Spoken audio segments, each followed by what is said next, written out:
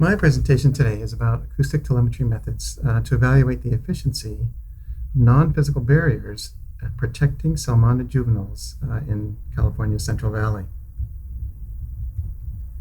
In the San Joaquin Sacramento River Delta, there's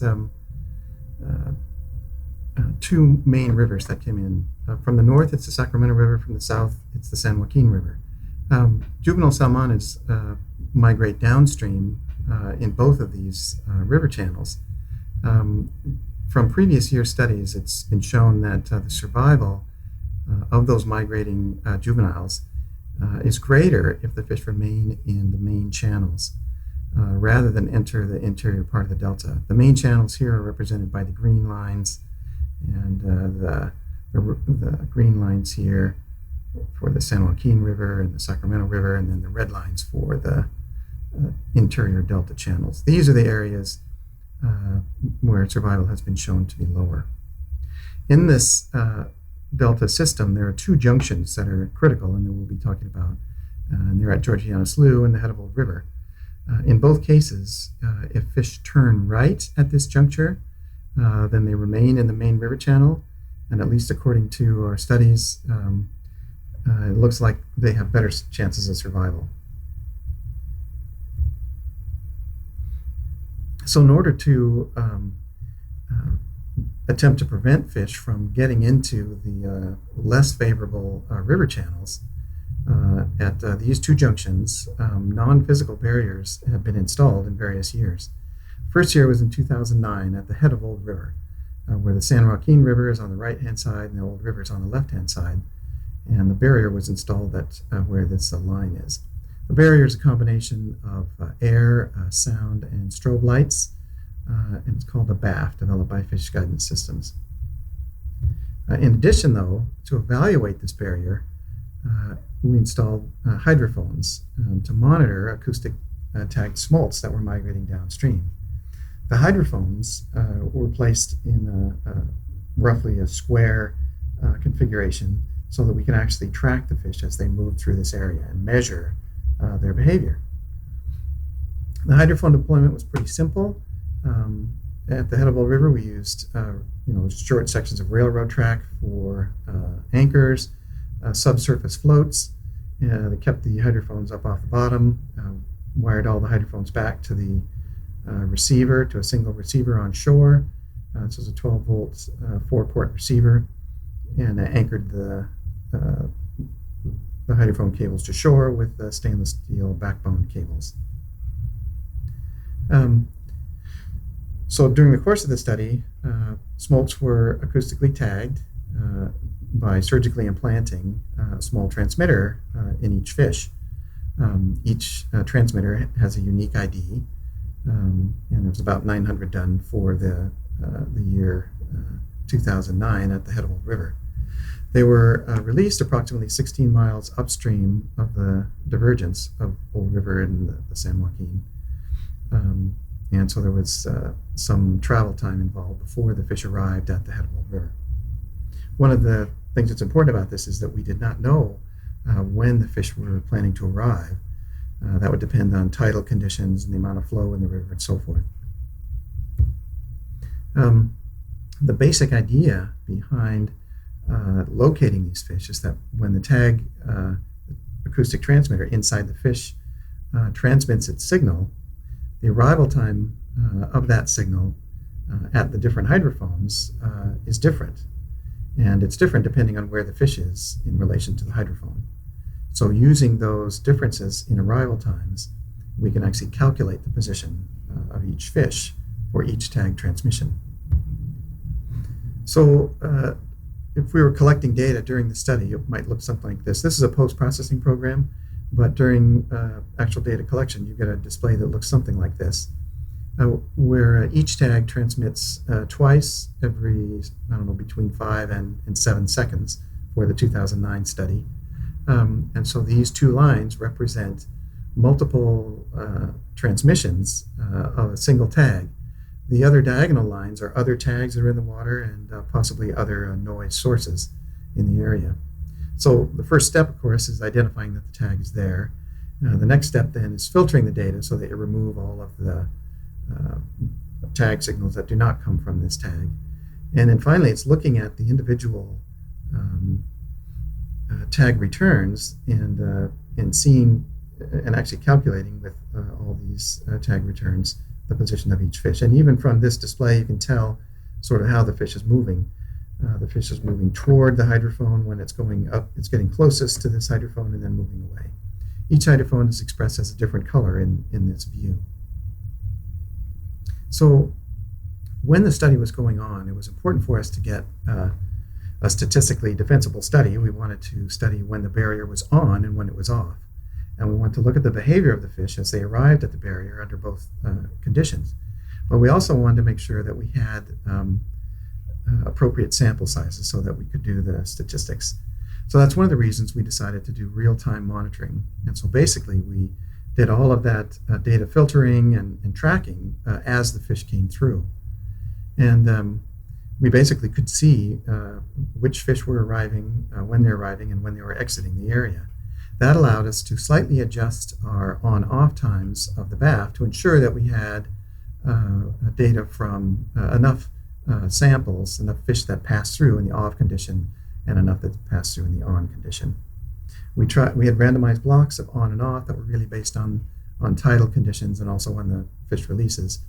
But the main thing was to get enough samples in each condition so that we could do a robust statistical study.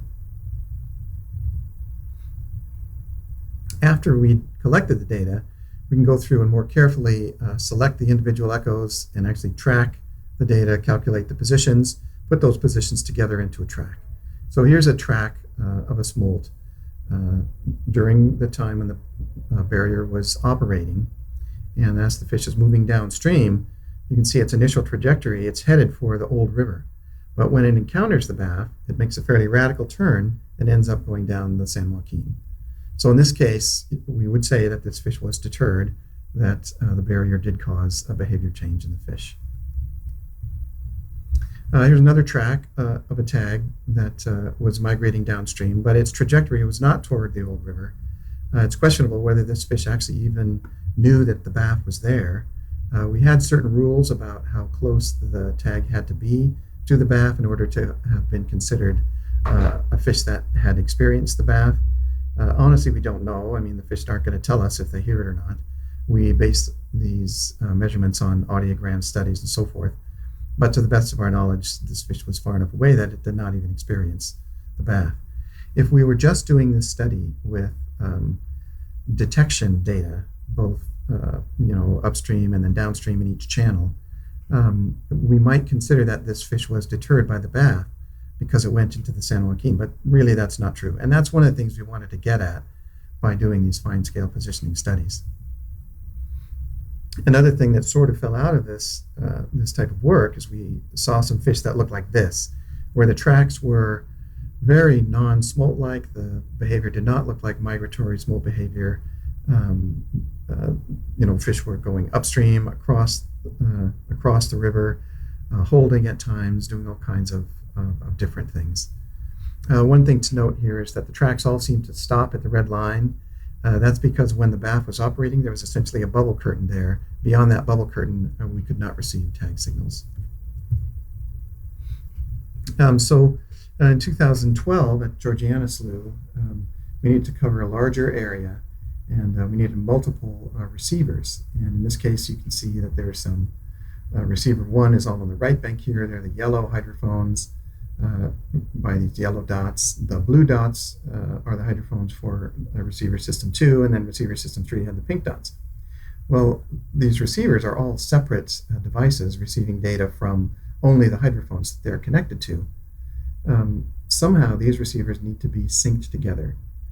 And so what we use is GPS. And so each receiver has a GPS embedded within it and receives very precise time signals from the GPS satellites. These time signals are within tens of nanoseconds of each other for the different receivers. So they're very accurate, much more accurate than we really need for positioning fish targets. And that's basically because the speed of the radio waves, the speed of light, is much faster than the speed of sound. So in that way, we can pool the hydrophones together. And here's a view of the hydrophones expressed as different colors based on their position, at this location. So as the tagged fish is moving down through the array, you can see that it starts out at the yellow hydrophones and then goes through the green ones, and you can see it goes through the purple ones and finally exits with the blue ones as time is moving left to right. So even just from the colors, you can sort of guess what the path of this fish might be. But once you do all of the calculations to measure positions for each one of the tag transmissions, you can develop a track, and this is the track for that fish. At this location, we also did real-time tag positioning as well as real-time tag identification, because we wanted to know if there were migrating fish in the area when we turned the BAFF on and off. And if there were, we'd wait until they passed through before making a change in the state of the BAFF so that the fish would be able to be used in the statistical analysis and the comparison between the on and off condition. And then in 2014, we took that concept a little bit further and monitored over 1.2 kilometers of the Sacramento River and Georgiana Slough, and combined 5 multi-port receivers with an additional 12 single-channel data loggers. And so data was coming in from a total of 17 different devices continuously, all of which were synced together with GPS satellites. We were then able to merge all of these separate 17 data files into a single file and pool all of the hydrophones for developing the tracks that we developed. And here's just an example track, a similar track to what we saw before in 2012, but in 2014, more river channel monitored, and we can see the same sort of color progression. I don't know, I sort of like yellow to blue in terms of a downstream passage, but that's what we saw. So this is another example track. For at least one of the years at the head of Old River and 2 of the years at Georgiana Slough, USGS put in flow monitoring devices, ADCPs, that were able to measure the flow rates, both direction and magnitude, and develop basically an interpolated grid of little cells that had the flow direction and magnitude, the magnitude expressed by color and the direction of the arrow indicating the flow direction.